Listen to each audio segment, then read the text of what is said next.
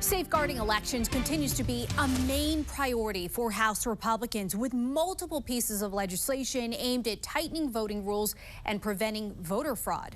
Let's go to Emma Withrow from the Fact Check team, and we've spoken at length before about the SAVE Act.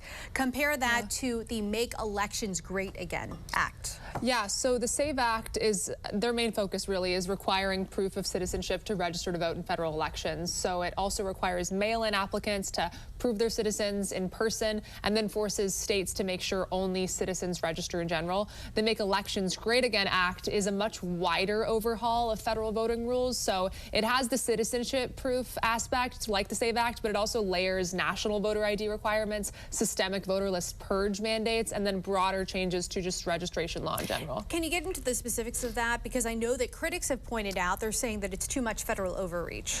That has been one of the points of criticism here. Actually, a blog post was put out from Stephen Richer, who's an adjunct scholar at the Cato Institute, and he pointed out that states wouldn't be allowed to offer universal mail balloting, which right now a lot of Western states like Utah, California, Oregon, they do offer that. It also would prevent states from accepting mail ballots that are sent on election day but then arrive after election day, which is a pretty common thing in many states. Also, states couldn't let voters give their sealed mail ballot packets to their neighbors for delivery, which is currently allowed in 18 different states. So Cato's argument here is that this bill would strip states of a lot of their control over elections, which he says counters the whole point of federalism. Yeah, it'd be interesting to see what this looks like in practice. Yeah. Emma, thank you.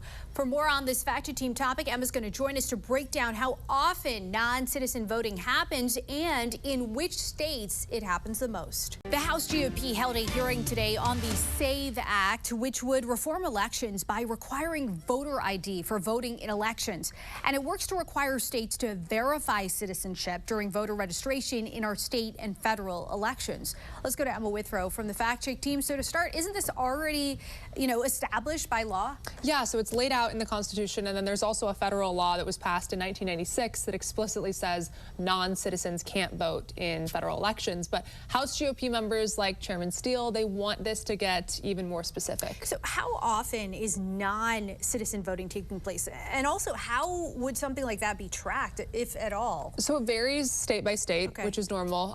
But the Bryan Center for Justice analyzed state voter rolls in Louisiana, and they found only around 30 suspected non-citizens voted out of 23.5 million ballots that were cast. But photo ID requirements, strong laws against ballot harvesting, and ballots being returned to election officials by election day is something that at least America First Policy Institute pointed out is necessary to keep elections secure, regardless of whether or not it's common. So this conservative think tank, they gave some states a ranking basically of risk or more secure depending on elections. So take a look at this map here. It shows states like Oregon, California, New York, they were ranked in red, so less secure according to AFPI. And then the states like Montana, Tennessee, and Florida, they were ranked in green, aka more secure per AFPI, depending on kind of the restrictions that are put in place for voting. Interesting. Emma, thank you. And for a closer look at that research and more on this Fact Check team topic, including links to Emma's sources, scan the QR code or visit thenationaldesk.com.